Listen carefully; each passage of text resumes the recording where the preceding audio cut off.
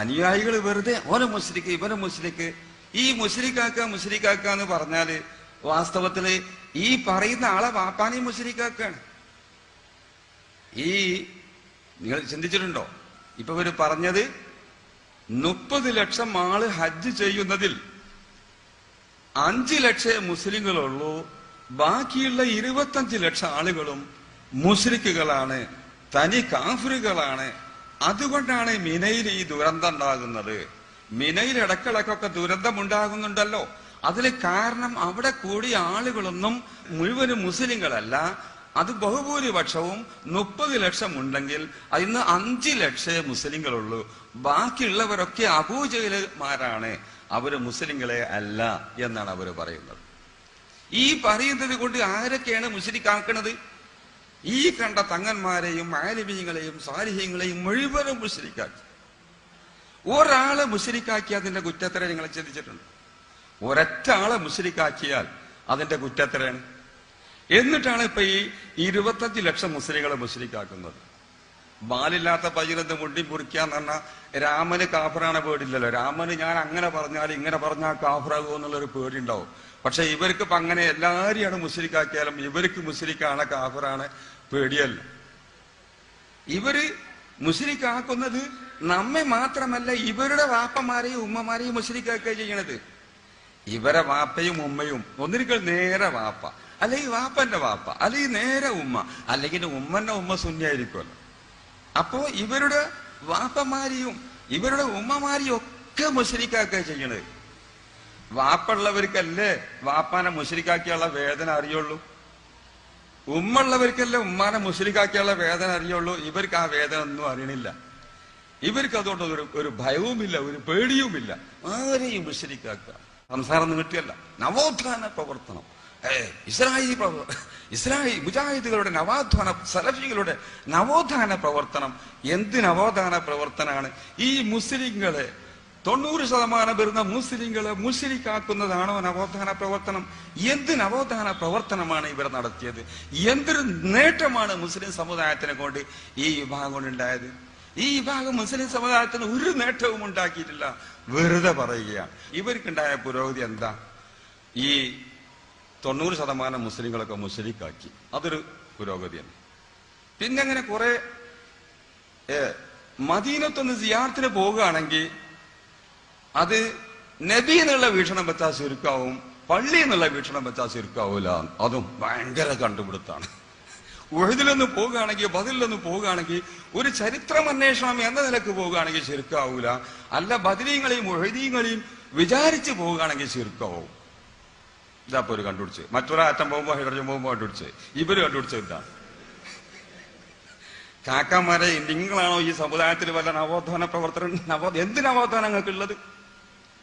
കുറച്ചും കൂടി കൂടുതൽ ചിന്തിച്ചു ഈ മുജാഹിദുകൾ, കുറച്ചുകൂടി കൂടുതൽ ചിന്തിച്ചിട്ട് എന്താ ചിന്തിച്ചിട്ടായത്? 3 തലാക്ക് ഒപ്പം ചെല്ലിയാൽ 1 തലാക്കേ ആകുള്ളൂ. 3 തലാക്ക് 3 തവണകളിലായി തലാക്ക് ചെല്ലിയാലേ 3 കൂട്ടുള്ളൂ. ഒരു ഉദാഹരണം പറയാം. ഇപ്പൊ ഞാൻ നിങ്ങൾക്ക് 3 റുപ്യ തരാണ്ട്.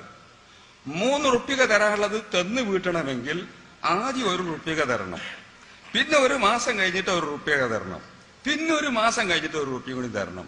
അങ്ങനെ 3 മാസം കൊണ്ട് 3 റുപ്യ തന്നു തീർത്താല് അത് 3 റുപ്യായി കൂട്ടും. ഒറ്റയടിക്കാണ് 3 റുപ്യ കൊടുത്താല് അത് 1 റുപ്യായിട്ടേ കൂട്ടുള്ളൂ. ഒറ്റടിക്ക് 3 തലാക്കും ഒപ്പം ചെല്ലിയ അത് 1 തലാക്കായിട്ടേ കൂട്ടുള്ളൂ എന്ന്. ത്രിയേകത്വം.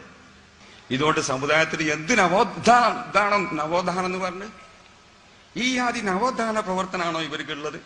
ഒരു നവോത്ഥാന പ്രവർത്തനവും ഇവരിൽ നിന്നുള്ള നവോത്ഥാനം എന്ന് വെറുതെ പറയാന്നല്ലാതെ അവരെ പേര് പോലെ തന്നെ പല്ലില്ലാത്തവരെ പറ്റി പല്ലാന്ന് വിളിച്ചണ മാതിരി, കണ്ണില്ലാത്തവരെ കണ്ടി കണ്ണാന്ന് വിളിച്ചണ മാതിരി, ചെടില്ലാത്തവർ ചെടാന്ന് വിളിച്ചണ മാതിരി അല്ലാതെ ഒരു നവോത്ഥാന പ്രവർത്തനവും ഇവരിൽ നിന്നുണ്ടായിട്ടില്ല.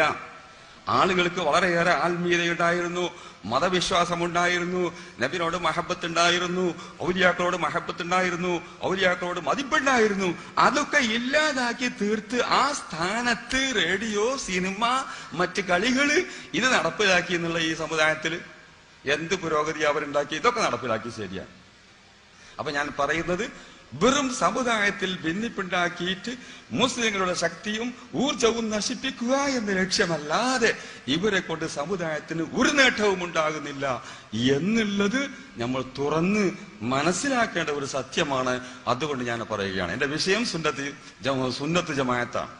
ഞാൻ അതിനെ സംബന്ധിച്ചാ പറയാൻ പോകുന്നത്. ഇവര് ഭിന്നിപ്പിക്കാൻ വേണ്ടി ഇവര് ചെയ്യുന്ന, നേരത്തെ നിങ്ങൾ സാധാരണ കേട്ടതാണ്, മുസ്ലിങ്ങളുടെ നേതാക്കളെ കഴിവനുസരിച്ച് തരം താഴ്ത്തുക. നബിനെ എത്ര കണ്ട് താഴ്ത്താൻ കഴിയുമോ അത്ര കണ്ട് തരം താഴ്ത്തുക. അതന്നെ ജൂതന്മാരും ക്രിസ്ത്യാനികളും പതുക്കെ നബിനെ എങ്ങനെ തരം താഴ്ത്താൻ കഴിയും, അങ്ങനെയൊക്കെ അവര് പല കാർട്ടൂണുകളും ഇറച്ചിയും കൊണ്ട് നബിനെ അങ്ങേയറ്റം ചെറുതാക്കി കാണിക്കാൻ അമേരിക്കയും ബ്രിട്ടനും മറ്റ് യൂറോപ്യൻ രാജ്യങ്ങളും പലതും ചെയ്തുകൊണ്ടിരിക്കുന്നുണ്ട്. നിങ്ങൾ പത്രത്തിൽ വായിച്ചിട്ടുണ്ടാകും. എന്നിട്ട് മുസ്ലിം രാഷ്ട്രങ്ങളിലുള്ളവരെ അതിനെ പ്രതിഷേധിക്കുന്നുണ്ട്, എതിർക്കുന്നുമുണ്ട്. അതങ്ങനെ ഒരു ഭാഗം. ഇവരും അതിന്റെ ചെയ്യണത് പതുക്കെ നബിനെ എങ്ങനെയെങ്കിലും ചെറുതാക്കി കാണിക്കുക എന്നതാണ് ഇവർ ചെയ്യുന്ന. ഇവരടുത്തുള്ള തെറ്റുകൾ വിദ്യാർത്ഥികളാണ് പറയുന്നത്. സുന്നത്തിനെതിരായ, നബിചര്യക്ക് എതിരായ പ്രവർത്തനങ്ങൾ ഇവരടുക്കലുള്ളത് ഏതാണെന്നാണ് ഞാൻ വിവരിക്കുന്നത്. ഒരുപാടുണ്ട്, 1, 2, 3 അല്ല. നിങ്ങൾ ചിന്തിക്കുന്നുണ്ടോ? നബി സല്ലല്ലാഹു അലൈഹി വസല്ലമയെ ഇവര് സമുദായത്തിന് പരിചയപ്പെടുത്തി.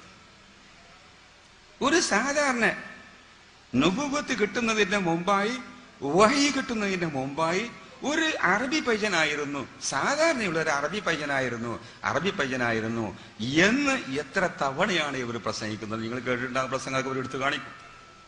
ഒരു അറബി പയ്യനായിരുന്നു. മാത്രമല്ല, നബിനെ ഒന്നുകൂടി തരം താഴ്ത്താൻ വേണ്ടി നബിന്റെ ഉമ്മയും വാപ്പയും കാഫിറായിരുന്നു. നബിനെ ഒന്നുകൂടി ചെറുതാക്കാൻ വേണ്ടിയിട്ട്, നബി വലുതാണത് വലിയ പേടിയാ. നബിന്റെ ഉമ്മയും വാപ്പയും കാഫിറായിരുന്നു. കാര്യമായിട്ട് അതാ ചർച്ച ചെയ്യേണ്ട വിഷയം. നബിന്റെ ഉമ്മ, നമ്മള് കാഫിറോ ഉമ്മിനോ നോക്കല്ലാതെ മുമ്പുള്ള കാര്യമായിട്ട് അതാപ്പം അവർക്ക് തീരുമാനിക്കണ്ട്. ഇവിടെ കള്ളു പിടിക്കുന്നവരുണ്ട്, പെണ്ണു പിടിക്കുന്നവരുണ്ട്, ഒരുപാട് കൊള്ളക്കാരുണ്ട്, അവരൊക്കെ എതിർത്ത് അതൊക്കെ തെറ്റാന്ന് സ്ഥാപിക്കുന്നതിന് പകരം നബിന്റെ ഉമ്മിയും വാപ്പിയും കാഫിറാണോ മുസ്ലിമാണോ അപ്പൊ തീരുമാനിക്കേണ്ട വിഷയം.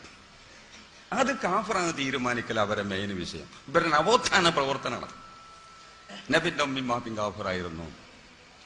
മാത്രമല്ല, നബി വഫാത്തായി കഴിഞ്ഞാൽ നബിക്ക് ഒരു പ്രത്യേകതയുമില്ല. നിങ്ങൾ ചിന്തിക്കണം. നമ്മൾ റബീഉൽ അവ്വൽ മാസം വന്ന നബിന്റെ മദ്ഹ് ഹുബ്ബുർ റസൂൽ ഇവിടെ പ്രസംഗിച്ചുകൊണ്ടിരിക്കുകയാണ്. ഇവർ ആ സ്ഥാനത്ത് എഴുതുന്നതും പ്രസംഗിക്കുന്നതും എന്താണ്? മുഹമ്മദ് നബി സല്ലല്ലാഹു അലൈഹി വസല്ലമ പോലും അല്ലാഹു തആലാക്ക് പൂർണ്ണമായി വഴിപ്പെട്ടിട്ടില്ല. ദിവസേന 70 പ്രാവശ്യം അസ്തഗ്ഫിറുല്ലാഹ് പറഞ്ഞിരുന്നു. ഒരു റിവായത്തിൽ 100 തവണ അസ്തഗ്ഫിറുല്ലാഹ് പറഞ്ഞിരുന്നു. ഇതാണ് എഴുതി പ്രസംഗിക്കും. നമ്മൾ ഹുബ്ബുർ റസൂൽ പറയുമ്പോൾ, നമ്മൾ നബിയുടെ മദ്ഹുകൾ എഴുതുമ്പോൾ ഇവർക്ക് എഴുതാനുള്ളത് എന്താണ്? ചിന്തിക്കണം. മുഹമ്മദ് നബി സല്ലല്ലാഹു അലൈഹി വസല്ലമ പോലും അല്ലാഹു തആലാക്ക് പരിപൂർണമായി വഴിപ്പെട്ടിട്ടില്ല. ദിവസേന 70 വട്ടം അസ്തഗ്ഫിറുല്ലാഹ് പറഞ്ഞിരുന്നു. സ്നേഹിതന്മാരെ, മുസ്ലിം ലീഗിന്റെ നേതാവുണ്ട്. മുസ്ലിം ലീഗിന്റെ നേതാവ് ശിഹാബ് തങ്ങള് ദിവസം 70 തെറ്റ് ചെയ്യും, 70 വട്ടം അസ്തഗ്ഫിറുല്ലാഹ് പറയും. അതെനിക്ക് 100 തെറ്റ് ചെയ്യും, 100 വട്ടം അസ്തഗ്ഫിറുല്ലാഹ് പറയും എന്ന് പറഞ്ഞാല് ആ ലീഗുകാരുടെ അവസ്ഥ എന്താ? ആ ലീഗുകാരൻ പിന്നെ ലീഗിൽ നിലക്കും. അതല്ലെങ്കിൽ ഒരു കോൺഗ്രസിന്റെ നേതാവ്, ആ നേതാവിനെ സംബന്ധിച്ച് അദ്ദേഹം ദിവസേന 100 തെറ്റ് ചെയ്തിരുന്നു, അല്ലെങ്കിൽ 70 തെറ്റ് ചെയ്തിരുന്നു എന്ന് പറയുന്ന വല്ല വർഗവും വല്ല സമുദായവും ഈ ലോകത്തുണ്ടോ? ചിന്തിക്കണം.